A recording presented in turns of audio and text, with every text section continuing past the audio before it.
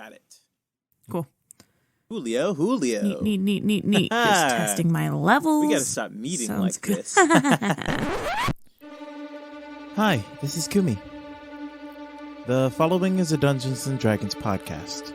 Names, characters, businesses, places, and incidents are either products of the Dungeon Master's imagination or used in a fictitious manner.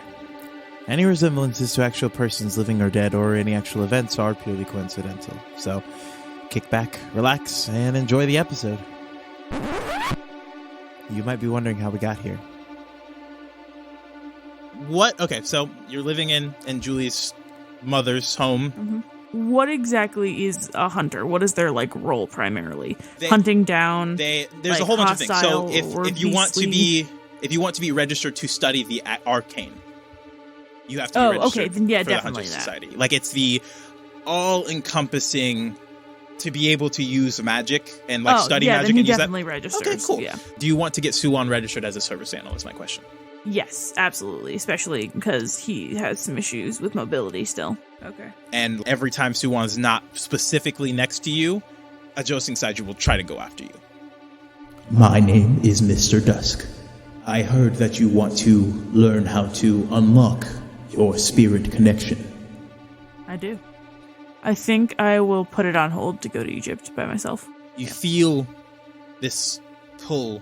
You definitely know now where you're going, and as the night sky, you can see the stars up above, but you can feel now this pull is pulling you to this location, and you're not super far off, but you're a few hours at least away. You were just kind of stumbling, using the stars and the moonlight as light for your journey, and eventually you get to the top of this one mound, and you look down and you see just a pinpoint of fire down in the distance.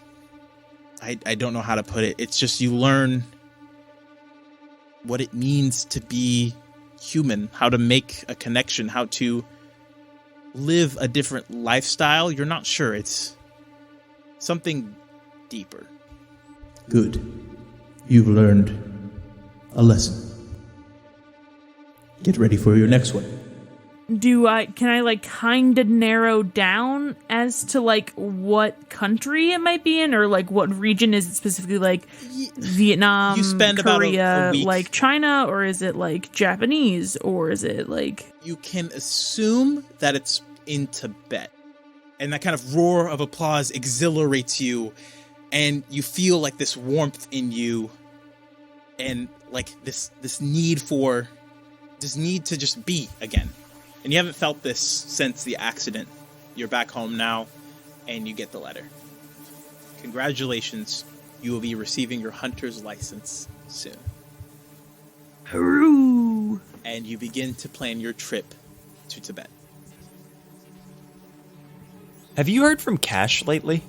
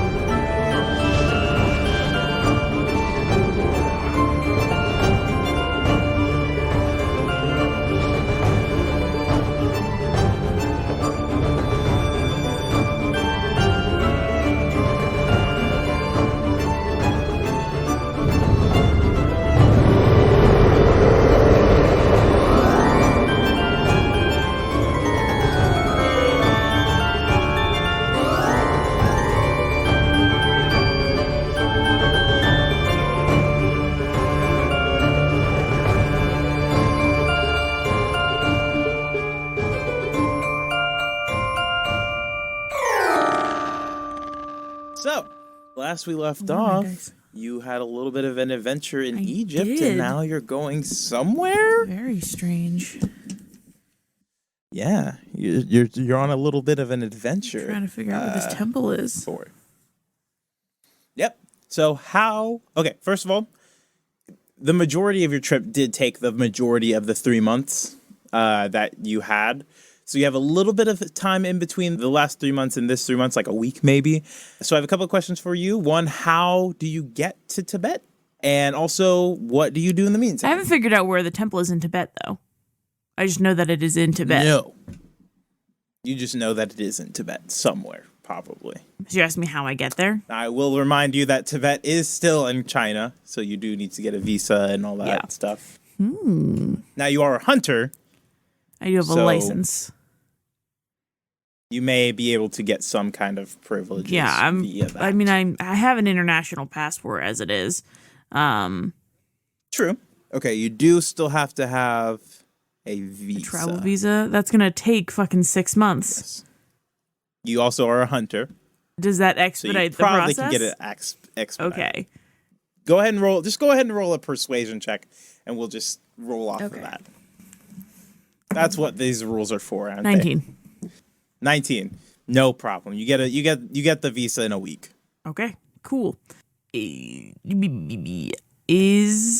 What's Kumi doing? Is she still with her new job? She's still with her new job. She's doing fine. She says she will go with you if you want her to. She says she did kind of miss you not being around. So she's prepared to take time off for a little bit. I just don't know how long I'm going to be gone because I still don't know where this place is. So. You want to have this in character? No, because it's just going to be me waffling back and forth, just like in a slightly different voice. So what are you doing? Are you telling her to stay behind? Are you telling her to come with? She should stay here and like continue working because job security is important, especially in these unprecedented times. What are you using to pay for this? Because at this point, you spent a lot of money. So much money in Egypt. As a hunter, you do get a little bit of per diem, but not enough that you are currently spending with the amount of money that you put. Fuck, I don't know. I literally have liquidated my assets. I have nothing to my name. So what are you doing? What do you want me to do? Sell my nephew? What? Sure. On the black market. You know people. No, as you're a hunter, you could do bounties in this week. You could try to fulfill a bounty. Chase somebody in Tibet. Okay. This is kind of chase somebody on the way there. Well, what are you doing? Because that will definitely change the arc of this little season here. Are you going to try to do it in this in between time that you have before going to Tibet? Let's do it in the in between time. Okay. Because I'm sure you're like, please just do it in the in between time. No, I mean either way, because it could work either way. So if you're doing it in the in between time, go ahead and make an investigation check for me. Okay. This is just kind of in the broader sense of things. Investigation. 15. 15. All right. You find a target. It is a bestial classification, which is just essentially one of those classifications of, again, for the hunters, you are hunting hostiles and bestials. Bestials are kind of the non-intelligent Phaetonians that are given bounties on them just because they are threatening livestock or people, that kind of thing. Like they're just animals, essentially Phaetonian animals that do not possess the intelligence to necessarily come and merge with society. And then you have hostiles, which are ones that are deemed intelligent enough to join society, but then don't or break laws, et cetera, et cetera, cool, et cetera. Let's hunt those to extinction. So you are hunting a bestial threat. Just go ahead and roll an attack roll for me. With what? Just a standard, general whatever one you want to use, and we will use. Tell me what you're using as your attack, and we will roll it with that. I have the Staff of the Windwalker still. Okay, you're using that then. It might not be the Staff of the Windwalker anymore. It might be like the Spirit. Oh yes, it merged together. It's still the Staff of the Windwalker, but it's also now this one as well. That was cocked. Okay, 14. 14. Yeah. In the lake of Chicago, the Great Lake, there's been a lot of like downed ships that have just been going down for no reason, and the survivors are still there, but like all these ships have been kind of just going down seemingly for no reason. And it's in this very localized area. You discover the area and you find a water elemental that has apparently just been taking down ships that enter its domain. As a hunter, it is your job to make sure this problem goes away, and you're going back and forth with this water elemental, and you're not getting much ground tick -1 body. Have my stats like reset because it's a new cycle, or is it the same? I forgot to mention this earlier. You can try to heal one of your stats if you would like to heal one of your stats. There are rules for healing in the rules. I if you would did like to try to heal do that. body last time, so I Okay, think so you I'm can only back heal to mind or normal, spirit. But I have. Oh, so like. You can I you didn't can heal realize one that I could do per. that. Yes, you can heal one stat per 3-month cycle, essentially. Oh, okay. So in the first wave, I did a healed body. Mm-hmm. And then now we're in the second cycle. We're not in the second cycle yet. And this is still the we're okay, so we're still you're about in to the first enter cycle. the second Okay. cycle. Yes, this is essentially like getting okay. all your business done before the next arc, An R. Okay. kind of, but more Okay. condensed. Okay, so I'm going to take a boat out to the middle of the territory where it is, and I am going to basically drop down with weights and see if I can duke it out with this thing. Okay, all right, okay. Go ahead. Actually, this is what you're gonna have to do because you did say that you're dropping yourself down with weights. Roll 3 Constitution saving. No, throws. I'm not like tying them down. I'm So that's your weighted down. I understand, should but you be- are now fighting the water elemental in the Goodness. water. So go ahead and make 3 Constitution saving throws. I'm not Just go very ahead and do it. smart. Just go ahead and do it. Okay. It's fine. 16, Okay. 16, and 19. Wow. Ah. Okay. All right. So you managed to hold your breath throughout this encounter. Go ahead and roll 3 attack roll. Okay. 13, 18, 24. Okay. You have 2 successes, 1 failure. You pass, but you do take another -2 body. But you do eventually disperse this water elemental, at least as far as you are concerned. And the territory is clear. You check back in about 3 days later. Nothing else seems to appear. And you get your bounty, which is enough asset to essentially bring you back to where you were before. I will let you either take body. You can choose a body, mind, or spirit point. Let's do a growth point. Let's do one in mind. Okay. You have a growth point in mind. And you took overall -3 body. All right, let's get you to your thing now. All right. Also, just as like a part of this R&R-esque thing, on the rules, you can see what you can trade in your growth points for. You can get an ability score improvement. You can get feats. You can get assets, which are essentially like items. I'm going to be adding more assets in next session we do.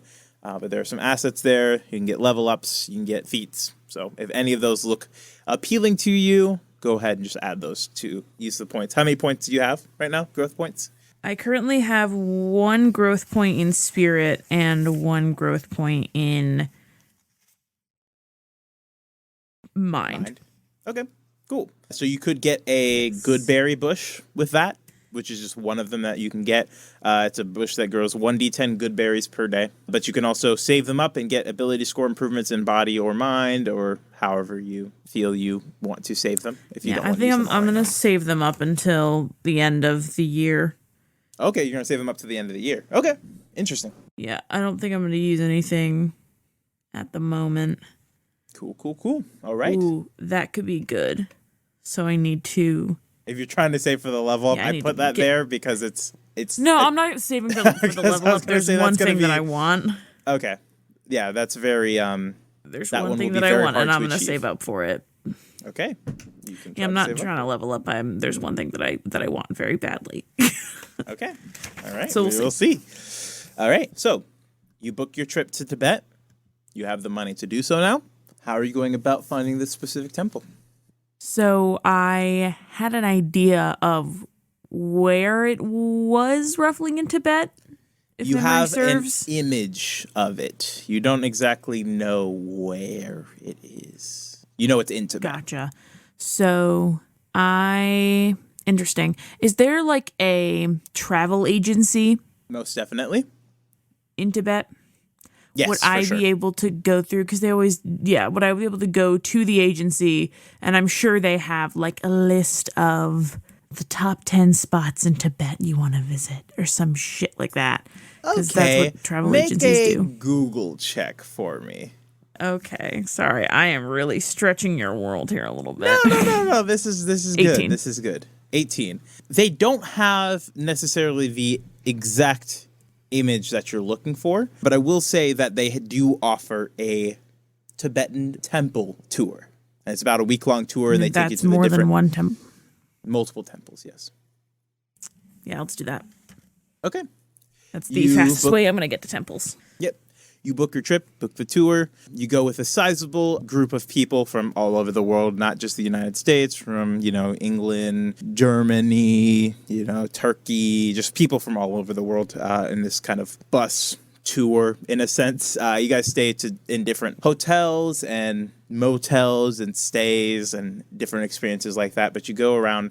You visit different temples. I'm going to fucking butcher these names. One of the kind of first ones you visit, it's a very remote, very small, not even a temple. It's called the Pabonka Hermitage. And you think at first, like, oh, is this what all of these, like, did I book, like, in some off-brand travel agency? Because it's really just, like, this very small temple, not even a village, really. It's just this very small location, and you visit, and it's nice. But then you go to bigger location, the Sarah Monastery, and this one you kind of get a little bit more of like it's a more city communal feel, much bigger than this previous one you went to. But you're still not getting that feeling you get to. And then you go to the Dogshen Monastery, and this is like a very huge one, and it's in this kind of more mountainous region of Tibet. And you start to like feel like a pull in this one. And do you do anything to like maybe explore this one a little bit? Yeah, I'm gonna look for familiar faces. Okay. You begin So looking sort of around. like where people are, I sort of gravitate towards those areas. Go ahead and make an investigation check for me. 13. 13. You look around and you can't really find any particular faces that you think you would recognize. There's no one that stands out to you. And Can I start looking at the architecture, like trying to match up like a perspective from my visions? you begin like looking around and looking for perspectives, and in the distant mountains you see like a flash, almost like one of the more rapid successions of that dream, and you kind of look off in the middle distance, and one of those mountains speaks to you a little bit, and you think that maybe that was something is telling you that you're on the right path, but you're not here yet. Okay, I am going to go back to the tour guide and ask about the mountain that I saw and if there were any temples on that mountain that we would be touring. Or if they could tell me if there was a temple on that mountain, what it would be and how to get there. They explain to you that they're going that direction. That's the next stop you guys are going to. And that the Pero Taksang is the next temple that you guys will be visiting. And that after tonight's stay, you guys will be stopping up there. And then you have 2 more temples after that. And then you will be returned to your original location that you guys flew to. Okay. You continue on, climb into this very mountainous region. This particular monastery is called the Tiger's Nest, and it's this beautiful, beautiful mountainous temple. It's on the edge of this cliffside looking over this entire mountainous valley area, and it's absolutely gorgeous. And go ahead and make a perception check for me. All right, big money, no whammies. Nice. Nice. 17. 17. As you begin looking about, you begin to, again, get the same thing. And at this point, because you've been following your gut so much in this, it is almost second nature. You recognize some of the people there. You recognize some of the artifacts that are in this temple. A little bit about the history. In 1998, a fire broke out, and so some of the things were destroyed. But you see, you almost with your, because Cash has this thing where he kind of sees auras around things. We established that in the Heist and Harmonies. Mm-hmm. You kind of see the auras of things that aren't there now, but probably used to be, and you're getting a strong sense that whatever is here is what you're supposed to be doing. Okay. Are there monks or priests here? Yes, there are people who tend to this particular monastery. Can I, without like trying to just like wander off and like totally violate the space of this place, can I try to, I don't know, explore a little bit more into the grounds? Okay. I mean, you're taking on a tour of this place. It's not necessarily huge, but you kind of get the general sense you're not seeing everything. What are you specifically, are you just generally looking for something?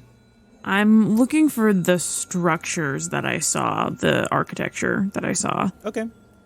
Make an investigation check for me. Okay. 15. As you continue walking through this temple, you are noticing like different pieces of artworks and different vestments of this temple. And on one of them, you actually see a painting. And it's very, very, very old painting. But you notice that in the landscape of the painting, you see a particular arch. And it is exactly the one that you have been looking for. That one that stuck out in your head the most. This is it. So looking at the painting, is it a painting of the temple? No. It is a painting of a landscape. And make a history check for me. The DC is going to be pretty high, but if you can nail it, you'll nail it. All right. History, that's under intelligence in it.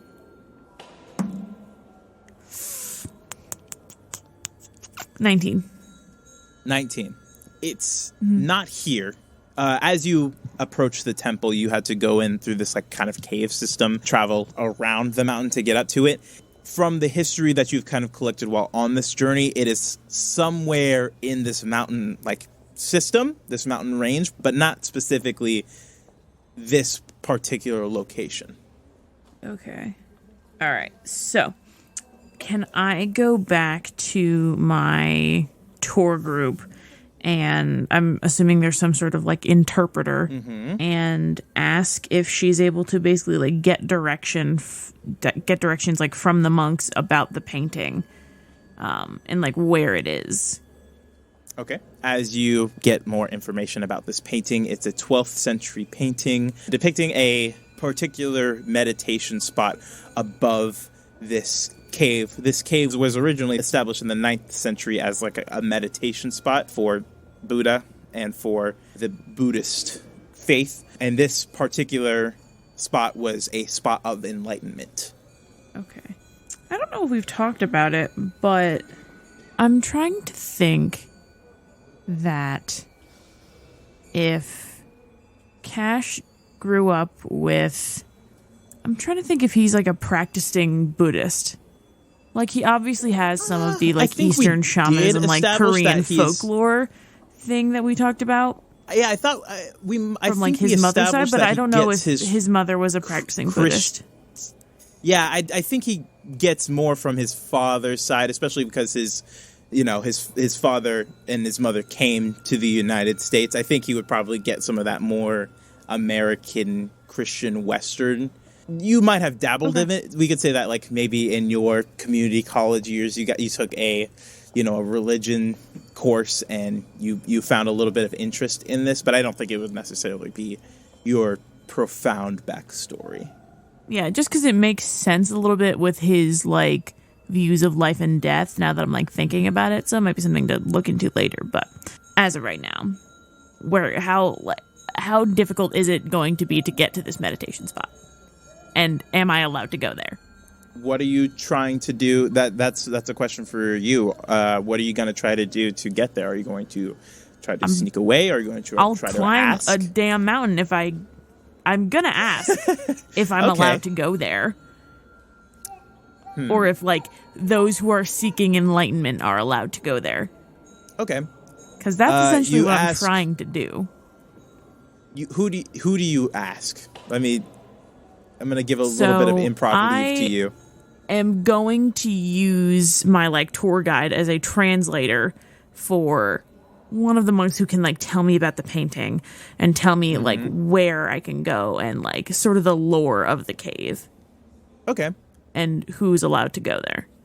So, the lore of the cave is, I won't be able to say this specifically, but there was essentially a guru that flew to this location from the Singi Zong on the back of a tigress. And so this particular spot, the cave system that you were in, is a very hollowed area for meditation and for focus. As far as this particular spot, it is thought that this spot has, not just with this particular guru, but everyone who sits in this spot achieves some form of enlightenment, whether that is escape from self, which means like death in some interpretations of it, or escape from the material, which is like kind of a more what Westerners would describe as escape from the need for material things, Earthly escape attachments. earthly attachments. Different forms of enlightenment have been achieved at this place, and it's a very specific and hollowed area. Great. How do I get there? That's what you ask? And am I allowed to go there? Make a persuasion check for the first question. Nice. 21. 21. You ask how you get there, and they don't really give you physical, like, you take a left up this thing, and then you go up, and then you... But they kind of walk you through how, if you were to be seeking enlightenment and be needing some form of change in yourself, you could possibly, through the channels, be able to take a sojourn up to this particular enlightenment spot. Cool, that's what I do. It's time to You don't know sojourn. the specifics of it. Oh, are you going to try to ask to join this monastery to be able to do that? Is that how it That's works? I can't essentially just what go they- as a... No, what they were saying was through their channels, you would have to then go up there. their channels. So I have to Yes. become a monk to go to this place? Possibly, if you're trying to do it above board. I need to get there because I need to leave. I literally just need directions and I will climb a mountain if I have to. I'm trying to reach enlightenment. I don't care. Are you asking for O'Neill, specific you're killing directions? me with this stranger to strange land. Yes. Okay. Make another persuasion check. Good God. I'm just saying. 18. 18.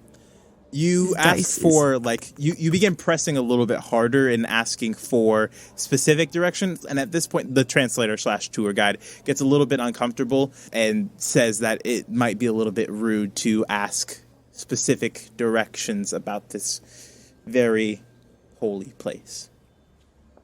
That was a failure, by the way. Oh, great. I'm dying over here. Okay. Directions. But I know what direction it is in.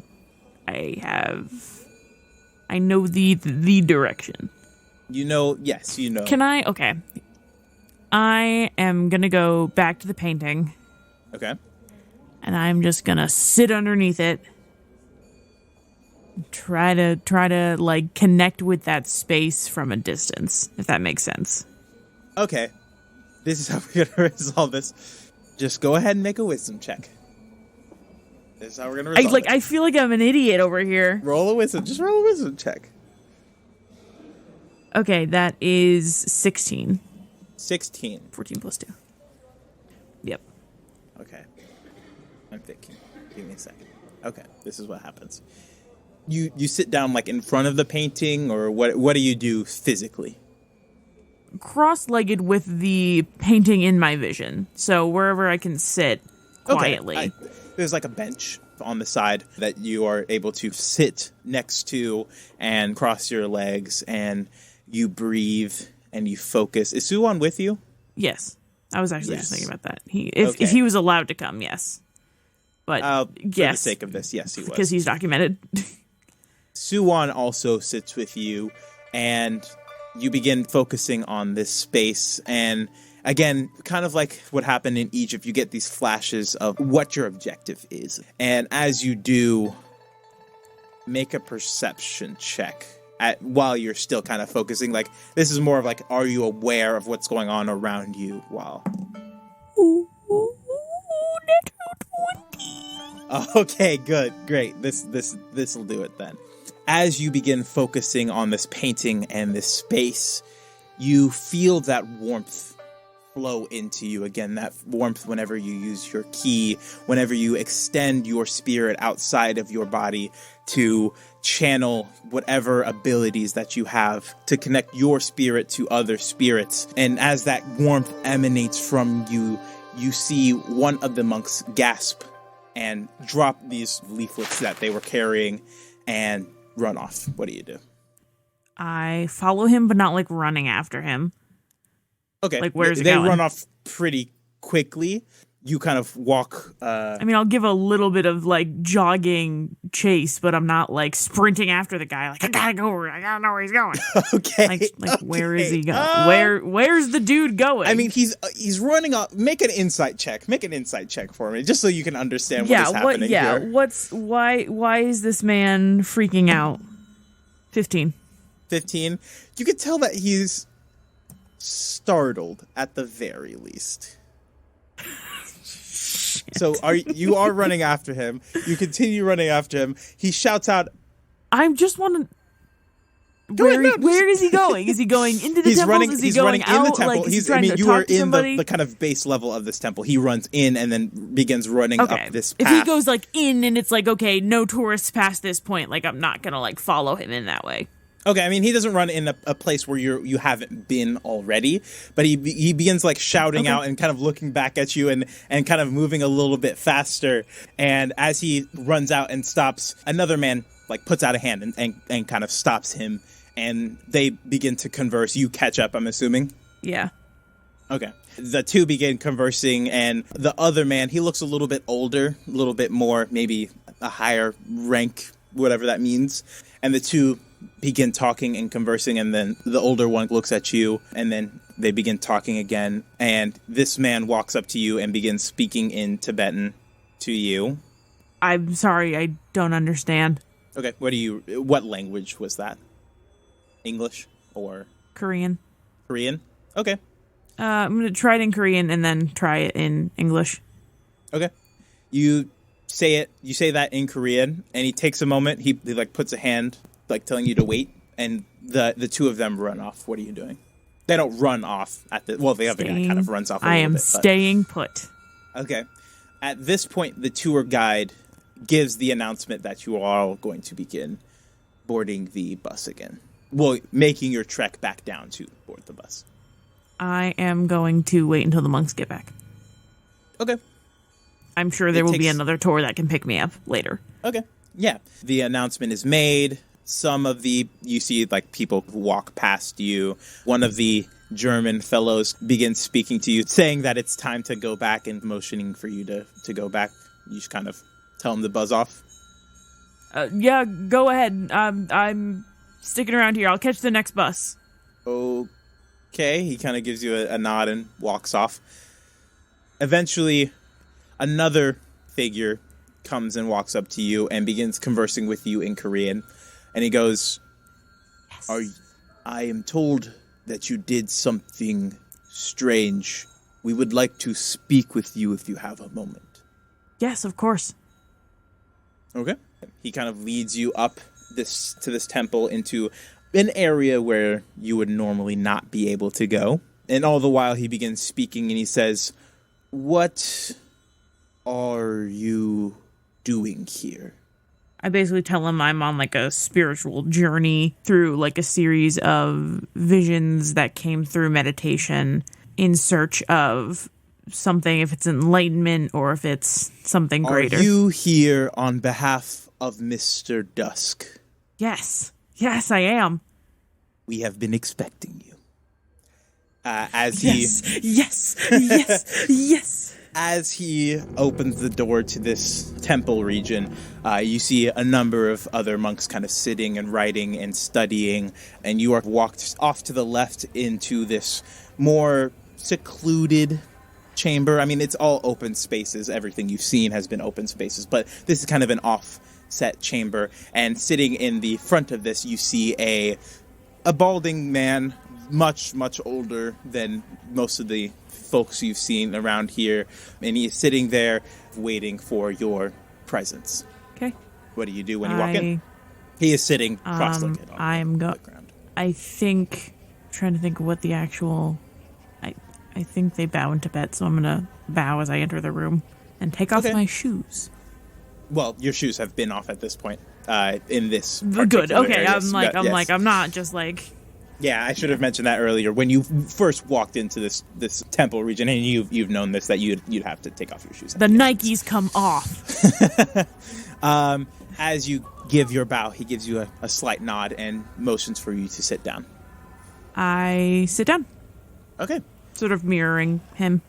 As you sit down, you see this man speak out to you in a language that you recognize, but are a little bit surprised to hear. This man speaks to you in Phaetonian and goes, "What can I do for you today? I have heard that a certain collaborator of ours, Mr. Dusk, has sent you." Yes, he has. You see this man's form shift, and his ears come to a point. His bald head begins to spurt tufts of hair, graying still. This man's age is still apparent in this form. You see, make a history check for me. Not great. 12. 12? He's not an elf. You can tell that for sure.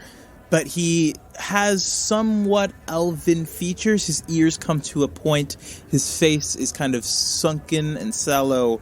His skin is a yellowish green. And you're not sure exactly if he's elven or some race, but you can tell that he is some form of Phaetonian.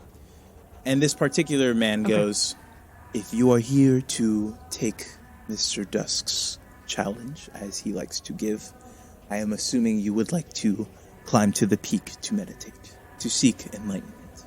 Yes. Yes. He sighs and gives a nod and says, "This is no trivial pursuit. You will spend days, I know, weeks, months, even possibly years isolated. I understand. If this is something you are willing to accept, you must also understand that your companion," and he gives like almost a referential nod, like a deeper nod than he gave you when you first came into your dog.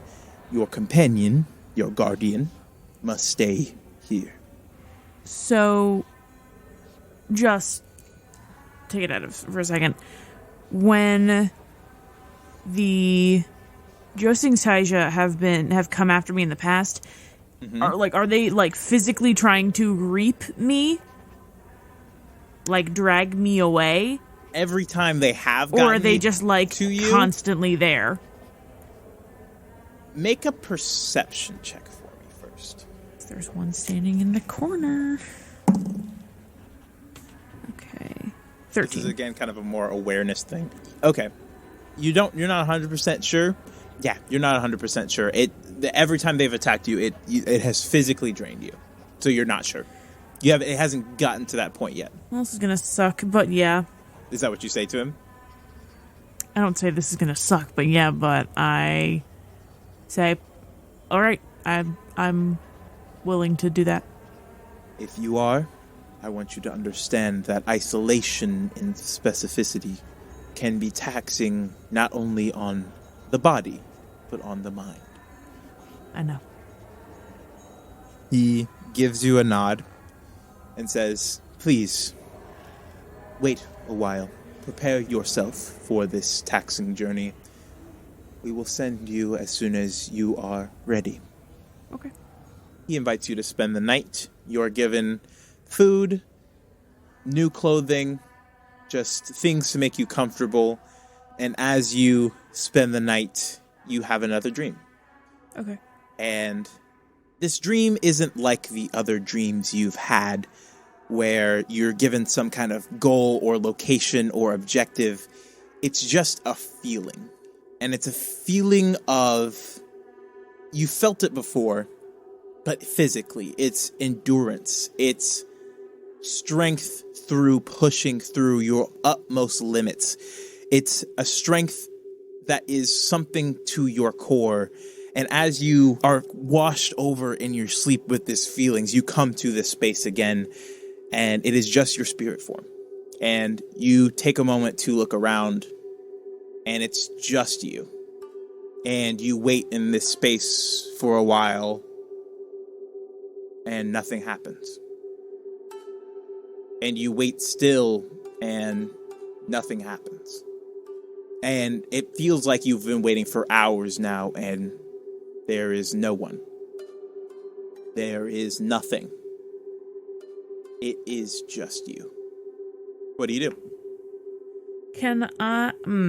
I'm gonna try to...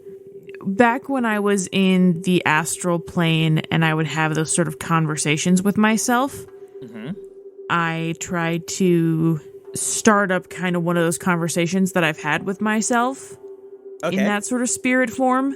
Okay. So reaching out like, hello, is anyone there? That sort of thing.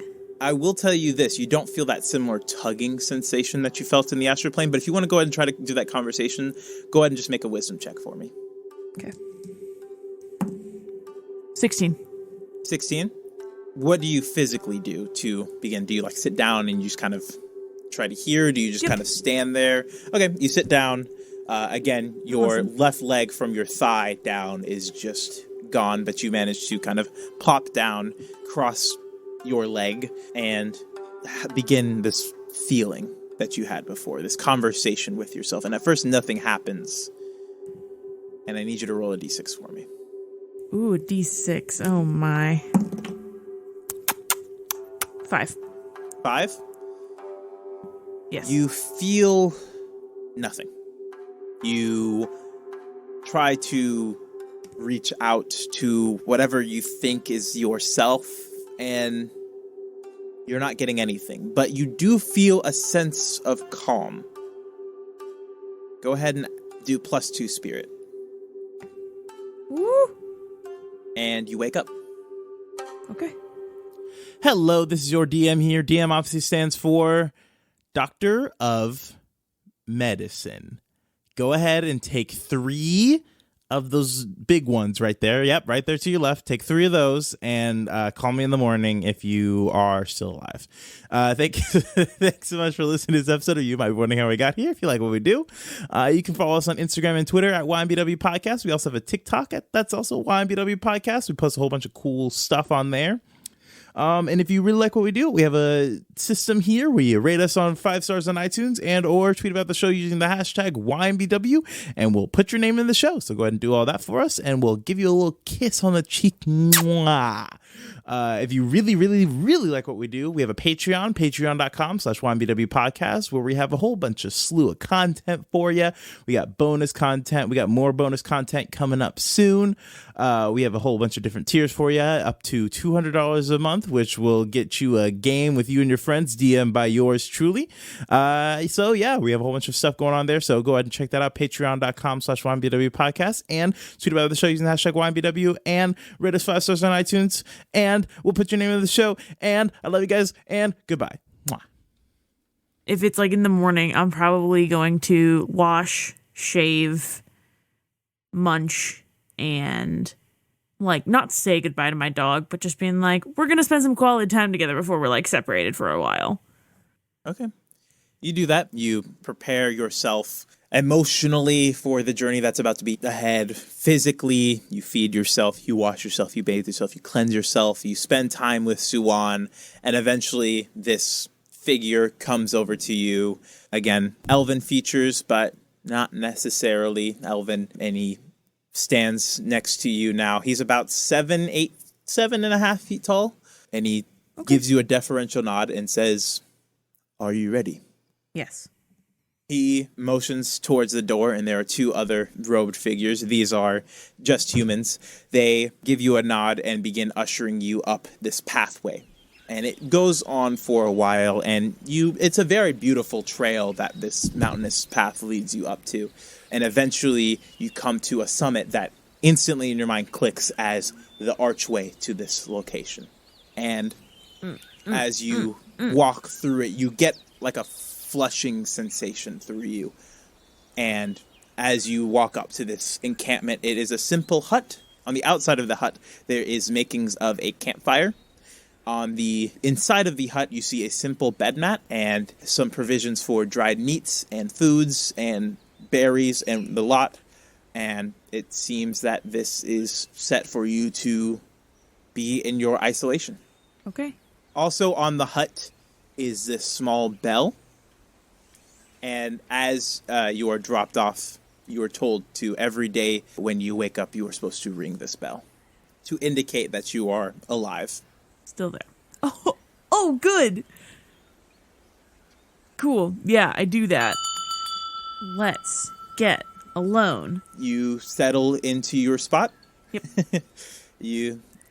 They wave you away. They take Suwon with them. And Suwon does a little bit of a whimper as he leaves you. It's okay, buddy. I'll be back soon. He kind of does a bark and wags his tail and nuzzles up to you one last time and then bounds off after these monks. It's my good boy. I'm going to sort of like get my bearings in the space, light a fire, depending on what kind of day it is, just sort of continue to feed that. And once I'm like comfortable in the space a little bit, I'm going to sit outside the hut first. Okay. In the cave and just do my thing, do the meditation thing. Okay. You sit, you wait, you meditate, you get your bearings. This is kind of a lightly forested area. You can see down this mountain region at the peak of this particular mountain area. You see it goes up further, obviously, because this is a very mountainous region. But at the peak of this particular mountain, you are able to see down and deep into the valleys and kind of off to the horizon. But you are in this kind of beautiful forested area. You hear nature around you. You hear birds. You hear the creaking of wood and plant and life around you. What are you doing? I'm going to try to tune all that out. Okay. We're just trying to focus in on the hollow space that's in my skull. Inside Cash's skull. Go ahead and make a wisdom check for me. Okay. A lot of wisdom checks because that is Nice. what you use. So. Yeah. Dirty 20. 30-20? Mm-hmm. You silence all that is without, and you focus in, and you find a certain measure of comfort. You are getting used to this new establishment that you have found, and you are finding it at least peaceful. And as you focus inward, you're able to breathe easier. Your leg pain somewhat ceases. And you spend the day focusing on yourself and on your meditation. And that concludes your first day. Go ahead and roll a d6 for me. 4. 4. As you wake up the next morning, you hear the pitter-patter of rain against your small dwelling. What do? I'm going to take a walk in the woods. Okay, interesting. Are you just trying to look around? Are you trying to Just sort of get myself something? again like familiar with the space around the hut. For sure. Go ahead and make a Because survival check. while yesterday I was trying to tune things out, I kind of want to connect with that today. Ooh, homeboy has a +8 to nature. Mwah, it's a 10. Nope, survival. Oh, survival. Duh. Oh, 4. 4? Yes, I fall off Okay. the cliff and die. Interesting. Kind of. As you begin traversing this forested area, which you are not certain of, you lose your path. And in losing your path, you begin trying to more hurriedly find your way back, and you are lost. And as you breach this one forested area, you do take a tumble and take -1 body as you do fall down a small portion of this cliff. What are you doing now? What are you at body-wise, by the way? You're not 1, right? I am at 3, You see 4. that you have I'm at -4 right now. Yeah. Yeah, So I'm what at are you -4 at the moment. So I -4? am at, I think, no. I am total -4 out of, I think, 6. Oh, okay. So I have 2 body left. Got you. Just making sure. Yeah, got to keep track of that. Yep. I'm writing them down. What are you doing? Ow. Well, now that we're sitting in, like, mud and just being a gross boy and a pain boy, maybe let's try to...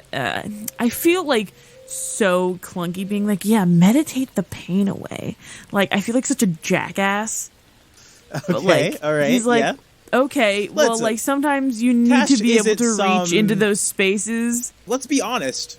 Cash isn't a traditional monk. He's a karate guy that has some weird spirit thing going on. He doesn't understand this for real. He went on this crazy spirit adventure, and he's just kind of following his gut. So if his gut's telling him to meditate, then meditate. Make a wisdom check. Him do that because, like, hey, sometimes you have to reach for that, not enlightenment, but you have to reach for something even when you're in pain, and you have to sort of move past that, I guess, is what he's going on in the Warner brain. Yes. 14. 14. You begin focusing inward again like you have before. Your leg hurts really bad from that fall. It's cold, it's wet, it's rainy. You try to push all that away. Something's not clicking. You sit for maybe 30 minutes before you're like, it's too cold and I'm sore now. What are you doing? Yeah, so I'm going to try to find my way back to the hut. Okay, make a survival check again. You'll follow Oh, your thank path. God. The DC Okay. is a little bit easier. 16. 16. Yeah, this time you climb back up from where you fell. You take in your surroundings. This time you're being a little bit more careful not to get lost. It takes you about 2 hours, but eventually you do make it back to your. It is a clearing, so you are able to make it back to your clearing. And Okay. you bed down for the night. Roll 2d6 for me. Tell me what the first one is. Tell me what the second one is. 6. 5 and 6. 5 and 6. Okay. That night, dreaming of the small mistake that you made, you begin dreaming of home. You dream of Kumi. You dream of Dar. You dream of Will. You dream of Will Sr., all kind of living in this home together. And you do find a sense of peace. Even though you are alone, you know that you are not truly alone. Go ahead and add +1 spirit. What do you do over the next week? I think it's going to be a series of sort of that exploration of the forested area and sort of homing in that sort of cave and just in different spots trying to reach into that sort of spiritual space. And if it's like, oh, butt hurt, rock too cold, move somewhere where it's more comfortable, then go back to it another time. But if I'm not meditating or it's getting too frustrating, I'm taking a lot of like sort of walks just to sort of clear my head a little bit and not focus so much on the meditation part of it, but just focusing on being present. Okay. You do that. Go ahead and just roll. This one is not just for the meditation, but for kind of all that you're doing. Go ahead and make a wisdom check for me. Another one. This one is like your survival. Dirty plus 20. your dirty 20. Yeah, you follow this pattern of meditation, discovery of your space, kind of getting familiar with it. And by the end of the week, you're very familiar with at least your specific surroundings. My question is, how long does it take Cash to get lonely? Probably longer than most people, I would think. And why is that? Because he has experienced a sort of, I don't want to get corny, but like he's experienced like a sort of emotional loneliness from his body failing him when he needed it most, and his sort of life's path taken away from him in an instant, and not being able to connect with anyone on that. And he's spent time with himself, even though he's been surrounded by people. He has been lonely and felt lonely even when he wasn't alone. So now that he's less bitter about the things that happened to him, and he's much more open to sitting with that and like confronting those feelings, I guess, that it probably takes him 4 weeks. Okay. We're at that 3-4 week marks. It has been about 3 or 4 weeks. Your food provisions are getting low at this point. It's been about 3.5-ish weeks. And your food provisions are getting low. What are you doing to solve that? I think I'm going to try to do some foraging first. I'm going to like refrain from killing anything while I'm here for right now. No, that's fine. So we're going to try to do some foraging for like edibles. Make a survival check. Drinking water from moss or whatever the fuck people do. We said Cash had Boy Scouts in his history. Definitely not. So go survival ahead. 9. You find some He's berries. Gonna die. You find some mushrooms. Some berries. I just for the sake balls. of this.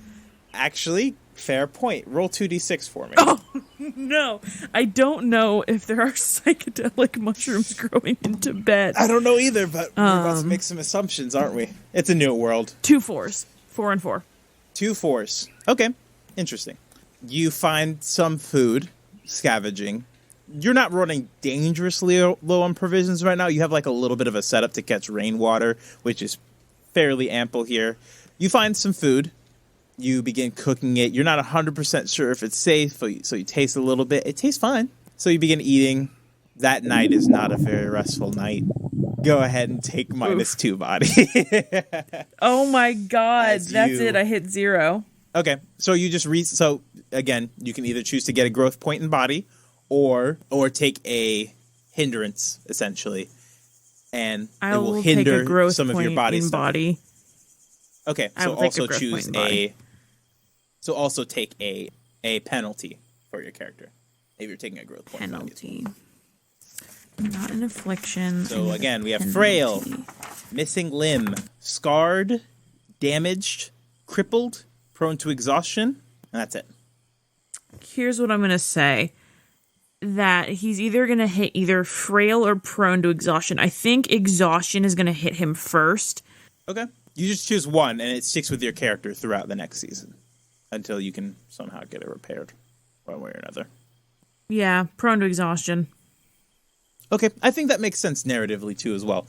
You have been on your own for 3 weeks. You have been taking these walks. You've been using a lot of energy, but you've also been doing a lot of sitting and meditating. And so your body is in this weird kind of limbo of getting enough nutrients, but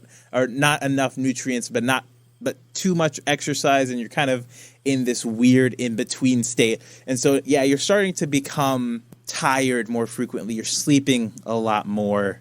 And as you begin thinking through these, you are starting to feel alone now. Every morning to ring that bell is almost a chore at this point. And as you continue this meditation, something isn't right. You're not finding something.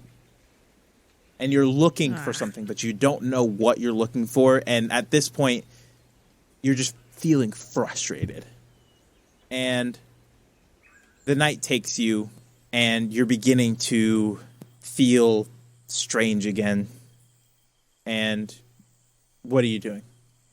That sort of, like, strange as in, like, the way that I felt when I sort of lost control of myself, or... less like that, somewhat, I would say. It's a mix between, like, you're just feeling that kind of sunkenness that you felt when you messed up your leg, when you were on the run from the bones, that just, like, sinking in your pit stomach of, like, what the fuck am I even doing? I think we're going to totally flip the script a little bit here and just totally shake up. He's like, I think what he's been doing is he's been taking himself too seriously, and he's been, like, trying to meditate in a spot where, like, this isn't Cash style sort of thing. Like, he's trying to be someone else's monk, if that makes sense. So Homeboy's going to go, punch a tree or something. Like, he's going to go, like, just go into the woods and scream. Okay. And just, like, climb trees for the fuck of it, just to be like, ha, I can still do it, see? And, like, carry rocks around just to be like, I'm a man! I want to go to war! Like, something like, he wants to do, like, crazy physical shit just to be like, look, I have control over my body, and I'm gonna do whatever I want and see what happens. And if I get tired, I get tired, and I go to sleep, and I start again tomorrow. Go ahead and make a wisdom check with advantage for me. 18. 18? You know, Cash wasn't raised in a monastic temple. He wasn't raised in some Buddhist temple. He was raised in the Temple of Iron, and he prays to the goddess of games. You begin training. You begin focusing. You find new ways to meditate. You begin doing push-ups, crunches. You begin, like, focusing on yourself, finding your mental cleanse within your physical cleanse. Fuck it, take +4 body. Oh my god, it clicked. And as you fall asleep that night again, you're exhausted, you're tired, but you feel a sense of comfort. And go ahead and roll 2d6 for me. Alright, baby. 6. Wow. Woo, boy.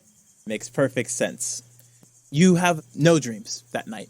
You wake up in the morning tired, but somehow more refreshed. And as you wake up to ding the bell, you see a blue sheep just chilling outside your tent. Hello?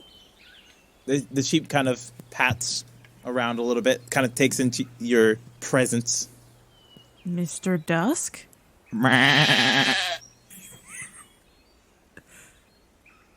What kind of blue are we talking here? I have not actually seen this animal myself, but I just know of it. Is it a glowing blue? Is it a dark blue? A light blue? It's like an ultramarine blue? It's a very calling it blue like it's is naturally not necessarily occurring? It's like a stone gray bluish. It looks like a stone gray blue. Okay, so it could totally be a color that a sheep could be. Just a dirty sheep. It's not like a with a gray blue coat. Because I was like... Yes. Calling it a blue sheep, I feel like, is a misnomer at this point, because it's mostly gray.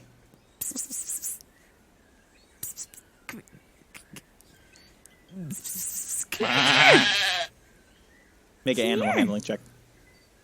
Yeah, fucking... One thing, Cash is good with kids, not animals. I mean, his girlfriend's a fox, but that's different. Animal handling. I'm sorry, do I have a +10 in animal handling? I do, I have a +10 in animal handling. 21. Okay. 21. Because I guess my girlfriend's a fox. I guess. Did I give you that at some point? I don't know how. Whatever. I think so. It might be part of the... I don't know, but okay. I have a +10 in animal handling. So I guess Cash is good with animals. It is part of that. It is part of your my stances. Way of the animal spirit. Yeah. Yeah. The sheep comes over to you. You kind of... And it slowly pats over to you. Make a... With your... Yeah, essentially.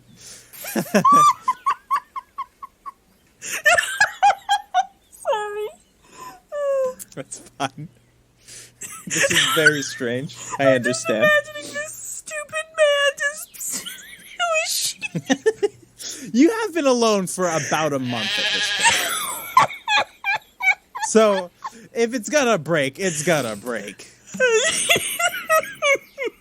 Okay. You take a look at this.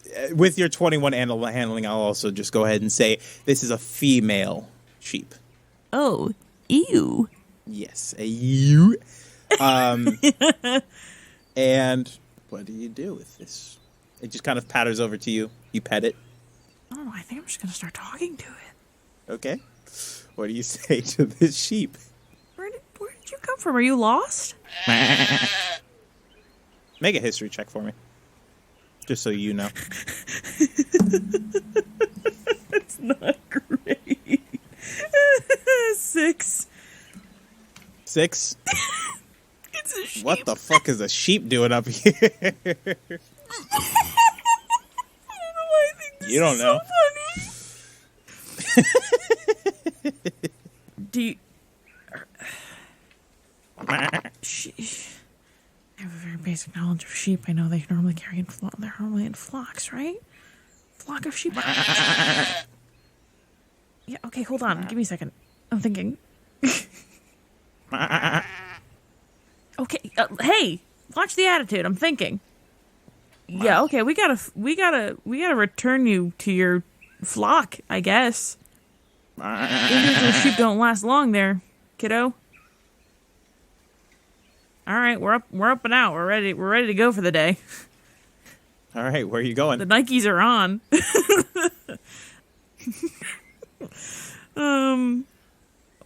Also, when you took that minus, when you like hit 0 body, you should have reset Yeah. to your 6, and then so you add 6? the 4 Okay. onto that. So I have 10 now. So you should 10 now. So it resets to 6, and you get +1 body Okay. point. 1 body growth. +1 By the way. growth. Yes. Okay, So whenever you good. hit 10 or 1, you either take a penalty or get a growth point. Gotcha. Oh, so I've definitely hit +1 spirit. Like another +1 spirit. Okay, cool. Yep. Yes, I have. Growth. Just writing it down so I do not lose track. Okay, well, sheep, we are going to find out where you got lost from. So, let's get to getting, I guess. So, so what I'm going to do is I'm going to try to get, like, a vantage point to see if there's any, like, pathways in the mountain or, like, open, like, grazing. Like, if there's, like, areas where there's not trees on the mountain, if that makes sense. Where it could be, like, a spot where sheep could be found. Potentially. Okay, make a perception check for me. Ooh, jeepers. That was an 18 plus 2. Dirty 20. Dirty 20. You look from your vantage point, you kind of climb one of the trees that you've been climbing. There is no field in which a sheep would graze anywhere near here. All right. Well, we're going for a walk. Will the sheep follow me, or is it just gonna like do Okay, sheep things and try to eat my shit? It's just gonna do a sheep thing. Go ahead and make an animal handling check. Oh fucking no! It's a sheep. I hate sheep. 14. You're gonna try to carry the sheep around. I could carry the sheep around. mean, It just seems like a lot of You work. call it. It goes to graze on some stuff. You have to go back and circle it. You think you're leading it for a little while, and then you turn around and it's just gone. And then you go back up, and it's back at your campsite. And then you try to All right, carry this it isn't down the mountain physically. This isn't going anywhere, sheep. Where did you come from? What's going on here? Are you a sign? Huh? Okay, yeah, I get it. You're a sheep. What is it that you want? You're killing me over here. Oh my. Okay, yeah. The sheep kind of settles down into the grass and just begins chewing. Oh God. What is about sheep? No, goats rip grass. Sheep cut grass. What are you doing? I'm not gonna eat this sheep. It's It's insane. a female sheep. Can I? Do I have a collection thing that I could milk this sheep? I mean, you've been collecting rainwater for the past month, I would assume so. Let's see if this sheep is making milk. Let's Make probably the most important animal handling check you've ever made in your life. Well, I've established it's a female sheep. 25. 25. You milk the sheep, no problem. You have... I don't know how much sheep make. I don't know how farming works. Sheep milk you have, is kind of gross. Well, you've But it's been out food. here surviving on your own for a month. You have, I'll say, 2 days, 3 days worth of sheep milk. Oh, damn. All right, cool. And you see that the sheep is more relaxed. Okay. I don't know a lot about livestock animals, but I know that if you are making milk, then you must have a baby somewhere. 'Cause I'm pretty sure that's how it works. So you're definitely lost, but where the fuck did you come from? What are you doing? I mean, I go about my day and just ignore the sheep, I guess. Because I don't know what to do with a sheep. As you close out your day, you see the sheep just kind of chilling by the campfire you make. And as you go to bed, make a wisdom check for me. 15.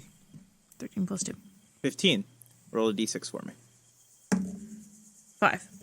5. You have another sleepless night, and as you wake up, there is no sheep. There is a yak, though. Son of a bitch.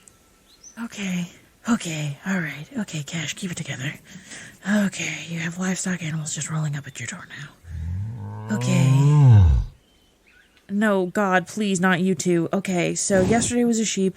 Today is an ox. Fuck, hold on. No, that's not a thing. That's not a thing. Make an Okay. investigation check on this yak. This yak, not an ox. These are furry boys. 4. 4. So yak, The roll would have been a 4. furry, big. Okay. Very furry. Okay, Yak, there's no possible way that you got here by yourself. There's obviously something going on here, or else I'm losing my mind. Okay, cool. You're a yak. You're big. You're furry. You got big horns. Can I check the undercarriage? What are we working with? Male, female? What's going on here? Male. Okay, Yak. Can I try to pet this yak? I don't know if I've ever pet a yak And before. you have seen yaks around Tibet because they are very important to Tibetan culture. This Yeah. one has none of the dressings that you've seen on a yak before. It seems like some kind of wild yak. You pet it. Yep. Make another investigation check, this time with advantage. Okay. Investigation with advantage. Okay, 13. 13. 13. By petting it and kind of combing your fingers through its fur, you realize that its fur is knotted and coarse and overgrown. Oh, shit. I'm gonna help unmat this, what's it called, fur, and if I can't, if it's, a mat that's too big, I'm gonna try to, cut it out and not hurt it. Okay. Go ahead and just make another animal handling check for me. As you begin to de-twist and de-knot. So with my natural 20, it's a 30. 30. For You calm combing this a yak yak. down, and it kind of sits down, and you comb out the knots, and you cut off essentially the bottom rungs of the fur, and it gives you a pillow-sized amount of yak fur that you now have. Again, a little bit dirty and knotted and twisted, but essentially a pillow made of yak fur. And the rest of its fur now is very silken smooth and calm, and it is here with you. Someone's lining their bed mat. Yeah, get a comfortable Okay, night's sleep yak. for sure. I'm going to go about my day, Yak. And I'm probably going to see you before I go to sleep. And then there's probably going to... Yes. I understand. I also am confused as to why you're here. So I am going to go climb a tree and see if I can see other yaks. And if I can't see other yaks, I'm going back to sleep. Because, God damn it, I can't figure this shit out to save my life. So stay here, Yak. I'll be right back. It and if he doesn't does do not anything see- because it's a yak. Cool. Your You're a day yak. goes about how you're doing your exercises, your stone throwing, you're screaming into the abyss. Yak seems unabated, unaffected. You go to Rad. bed. Roll Bedtime. a d6 for me. 1. 1. 1. You have not rolled a 1 yet. Okay. I know I have not. You're not sure why this happens. You might be starting to get a little creeped out from just these random animals appearing at your hut. You have a nightmare. Ah. And you come to suddenly with this nightmare ending. You don't remember what the nightmare was, but you look up, your body frozen, paralyzed, and sitting on top of you is a Josin Saiga. And you are stuck there in sleep paralysis as this thing just sits on top of you. Take -2 mind. Yeah, I say so. After a while of this happening, you shake yourself awake now, kind of shooken, and make a wisdom check for me for this next day. Nothing appears at your home. Dirty 20. 30-20. You would have advantage, but it's disadvantage, so it goes out straight. You're a little bit shaken by this, but you're not swayed from your new tasks that you've been giving yourself, and your meditation still kind of goes by seamlessly. Roll one more d6 for me. You're about 6 weeks in at this point. Jesus Christ. Yeah. Holy shit. Switch D6. 5. 5? Perfect. You wake up, and in front of your hut is a snow leopard. Jesus Christ.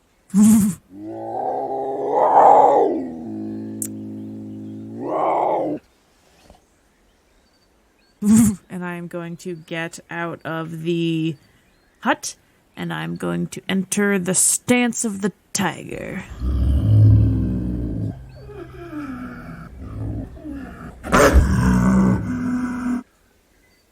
It seems taken aback by your presence. Make an investigation check. 5. 5. You can't tell what it's specifically doing, but it seems kind of crouched in this position, ready to fight. Okay. This is our first predator out of the bunch. Alright, Snow Leopard. I'm just gonna sit here, and hopefully you'll go away. But at the rate that I'm going, with my luck, you're probably just gonna sit here until I go back to sleep, huh? Are you doing anything immediately after? No. All right. We're just gonna sit down. We're not gonna sit down. We're gonna crouch so we can still be at the ready. Make a persuasion check. That's a weird one to do, but animal handling doesn't feel right for this. 16. 16. You kind of crouch down, getting onto the same level as the snow leopard, still kind of ready in case the snow leopard does something. And it just kind of sits there, its ears pulled back, growling, snarling, hissing sometimes at you. But you're both standing in this cat-like standoff at the moment. I can turn into a tiger, right? Can you turn into a tiger? Yes, with your Animorphs thing, I forgot. Have I read Animorphs? Yes. With your Escaffold device. I forgot about that. I completely forgot about that. Are you doing that? It's tiger time, baby.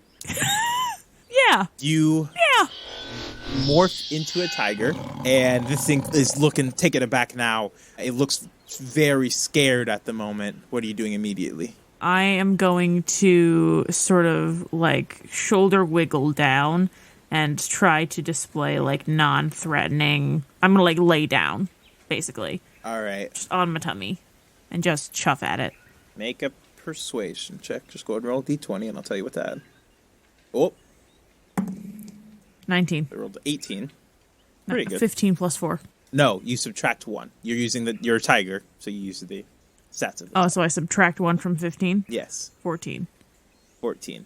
You get down in a non-threatening way. This snow leopard doesn't seem convinced. Make another investigation check for me. I'll just say with your regular kind of instincts, too. So 15. 15? You see that the snow leopard is guarding something on it. You see it especially in this tiger sense, your instincts kind of kicked in. You can see that it's hurt in some way. I am going to roll over like, hi, here's my tummy. I'm not a threat. And then like the ultimate display of I'm not going to hurt you. And then turn back into a human. Okay. Tiger time is over. I'm just thinking how this animalistic creature would react. This thing, after like turning around and you see it guarded, it doesn't like slink away from you like very quickly. It just kind of settles down, still kind of eyes focused at you, ears back, guarding itself. But it doesn't seem like ready to pounce either way. I'm gonna slowly approach it and just kind of sit in front of it. Like, actually sit. And...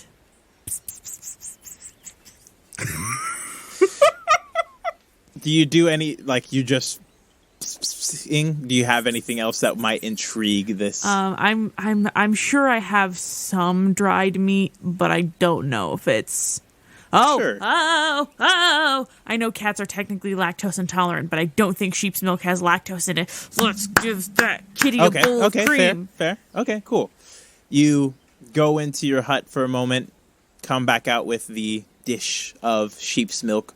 You slowly approach this snow leopard. Go ahead and make it just another animal handling check.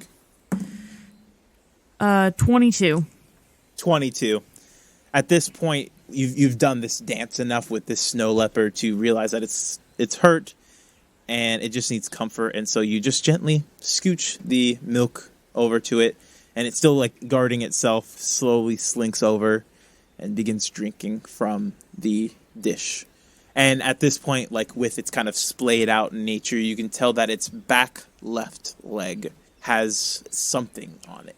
In it, something is going on with that back left leg. I'm gonna try to help. I'm gonna try to take a look at it, but like as slowly and carefully as possible while this thing is sort of distracted. Are you being stealthy, or are you just walking up and like making sure that it's okay with the animal? Which one are you doing? Yes, making sure that it's okay with the animal. I'm not trying to like Okay. jump it with being like, "Are you okay?" You've rolled enough at this point with that 20. What'd you roll? 2. 22. Yeah, you let it drink the milk for a moment. You reach out to pet it. It hisses at you for a moment, goes back to drinking. You slowly begin trying to pet it. You get a couple of tufts of fur, but it hisses at you again, and then kind of smells your hand, looks at you, goes back to drinking, and you're allowed to like pet it, and you pet down its back, and then eventually you get to its back leg, and as you lift the paw, you see this mask sticking out of its paw. Can I try to remove it? Make a If sleight it's of like hand a check. thorn or something? Okay. It's a little bit bigger than a thorn, but Okay. Sleight of hand. Nice. 18. 18. As you grab its back, has you and turns around, but as it makes that motion, you manage to pluck this bramble out of its foot, and it hisses at you and then kind of steps and gingerly tests the foot. And as it sets the foot back down, it looks at you, and then bounds away. Oh, bedtime. I mean, you still have Excitement most for of your the- day well, yeah, left. I do. but I do my. Eventually, you go back to sleep. I do my monk Chicago style training. Yeah. And you go to sleep. You have no dreams. Good stuff. No need to roll a d6, but you wake up, and there is an antelope outside of your door. Fucking fantastic. What do you want? You are an interesting character, this antelope says to you. Fuck!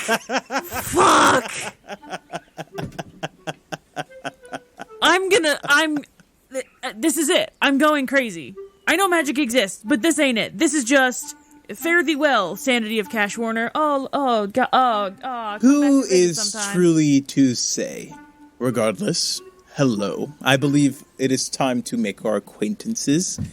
I am Mr. Dusk. He gives you a Hi, this it's nice antler to see you gives you a again. bow. In the flesh this time. Oh, okay. Here we go. Right. Not the dreamscape. Yes, you are in the real world. This is right outside of your hut. You ring the bell instinctively. He goes, you have completed your transition from being a simple ape walking the landscapes, blinded by society and life. You are different from the last we met. As you have requested through your dreams to me, and as my student Lama has asked of me, it is time that we teach you how to channel your spirit so that you may gain insights into your own life. Please. Okay. He kind of stomps a foot down. Have a seat. I sit down outside of the hut. You sit down outside the hut. You begin breathing in. He says, good, good, good. This is an old ability. One that has been passed down not just through humans, but through all walks of life. You see him walk off into the forest for a moment and grabs a couple of sticks out from the ground, out of this kind of strange bush that you pick these weird berries from. They're the ones that cause the unpleasantness. He said, you didn't eat these berries, right? Oh, yeah. Unfortunately, yeah. Well, at least you survived. He plucks a couple of those branches from that bush over there, and he kind of sets them out in front of you and says, would you mind lighting these for me? Sure. And I don't know, rub sticks together and I light it.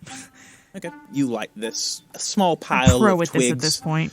Yeah. You light this small pile of twigs, and it begins to burn and smell faintly of burning ember and smoky leaves, and has a sappy quality to it as well. And he says, now, meditate as you have. Search deep within yourself. Make a wisdom check for me. Okay. With advantage. As you have pretty much completed this journey. 16. 16. You breathe in the fumes from this smoky, ashy pile. And you breathe out. And you breathe in again. And the world seems to, like the first day you came here, you drown out the ambience around you. And you breathe in and you breathe out. And you breathe in one more time. And you are not on the physical world. And you're kind of taking in this new surrounding. It's kind of similar to that foggy space that you've been before. But instead, there is simply a mirror in front of you. I approach said mirror. As you walk up to the mirror, you see yourself, as a mirror would show. And as you get closer and closer to the mirror, you yourself get closer and closer to the mirror. And you feel this instinctual feeling to touch the mirror. And as you do, it shatters. And you hear, Hello, my ex-spirit compatriot. It has been a while since we have conversed. Yo! and standing in the shattered frame of this mirror, you see a half-orcish figure. Yes! Yes! Yes! Yes! Yes! Yes! Yes! Yes! And you see Garnog the Great standing there, looming over you, about a foot taller than you. And she goes, It has been a while.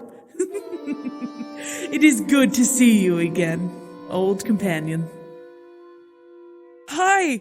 Wow, okay, it's been a while. Yeah. How have you been? It seems as though you've managed to turn yourself into a conduit to channel this spell. Good. It's taken me a while, but you're up. What time frame are you in? Or is this like a space outside of the timeline of events? Does that make sense? I am here and I am now, my old friend. How do I put this? I am a guardian of sorts. For those who would like to traverse into the spirit realm. I understand that you are confused, and it is very confusing. There were parts that you missed out on whilst you were taking your personal sabbatical from your team. Let me show you. She puts a hand on your forehead, and suddenly just things flash wildly in front of you. You see images of fights and battles. You see yourself get struck down. You feel yourself dying. You feel Gimel dragging you off. You feel yourself and put in a suspended animation. Then you feel a period of boredom. You're stuck. Every once in a while, Clarissa would come and visit you and tell you stories. You could never respond, but you always enjoyed those stories. Stories of your team's adventures, your team's growth, your team's changes, and you felt so bored. And you couldn't dream in a suspended animation state, not necessarily, but you focus in on yourself. You focus in on your thoughts, your feelings, your emotions, your being. And eventually you could find ways to take sabbaticals from your space, from your place, into this new, strange place that you didn't necessarily create, but were able to drift off into. And eventually you found yourself being able to drift further and further into this weird astral self of projection. And you have to make a decision at some point. What are you going to do? Because you're drifting further and further away from yourself, and eventually you come to the realization yourself is nothing but a being. And beings must eventually end, but in this new form, you are you. And so you leave. Unable to convey any message to Clarissa, you simply leave. And exploring this new world, you find your happiest venture yet, your ship that you would then captain. As a swashbuckling rogue yourself, you traveled this new, strange astral sea, fighting different pirates of this Githyankian crew. You explore, you find a strange bunch of creatures pressing into your realm. You fight them off. You establish different ships and ports. You become the queen of the astral sea. But something darker yet pushes in. A darkness so dark, you take a moment, try to find where your being is again. You find it. And Clarissa walks in, just as you find yourself. And she tells you that she's going away on a dangerous adventure, pursuing this darkness, and that it is possible that they may never return. You pop out, getting some information from Clarissa. You yourself battle this darkness away, and peering into this dark void where these strange amalgamations come from, you see a pinpoint of light as your battle continues, and that light gets brighter and brighter and brighter, and standing at the center of that light, you see Clarissa, and then you see that void close and collapse in on itself onto a single point that only with your keen eyes are able to make out. You establish a city there, a bastion, to guard watch over this area. And as the rest of this story plays out, you feel Garnog's hand pull away from you, says, That, my friend, is unfortunately all that I can give you right now. Unfortunately, the rest of my story is not necessarily your story. She clasps you on your shoulder and goes, I am proud to see you here, though. And you now see in Garnog's face, and specifically in Garnog's eyes, different from what you remember being in her form, you see purple, brightly shining eyes. They are very beautiful. And as she looks into your eyes, she goes, Seriously, I am very proud of how far you've come. Now, she kind of grasps you by your shoulder, pulling you into this mirrored realm. Would you like to meet your new spirit compatriot? Yes, yes, yes. Follow me. You both begin kind of floating through this space, freely moving, and she kind of goes, All right, let's see here. and you see just kind of faint essences just float by. Wisps of white and gold and gray and green and different colors, all kind of in this amalgamation. And she kind of looks out and then looks back at you and then looks out again and then looks back at you. And she kind of pats you on your back, kind of a little bit harsher than you're used to. And she goes, You are truly, truly amazing. and you wake up. You're not Cash. You're a teenage boy.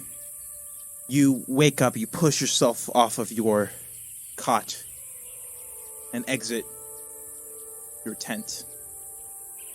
You see your older brother, Abaze, pulling in this cart, helping your father and your mother.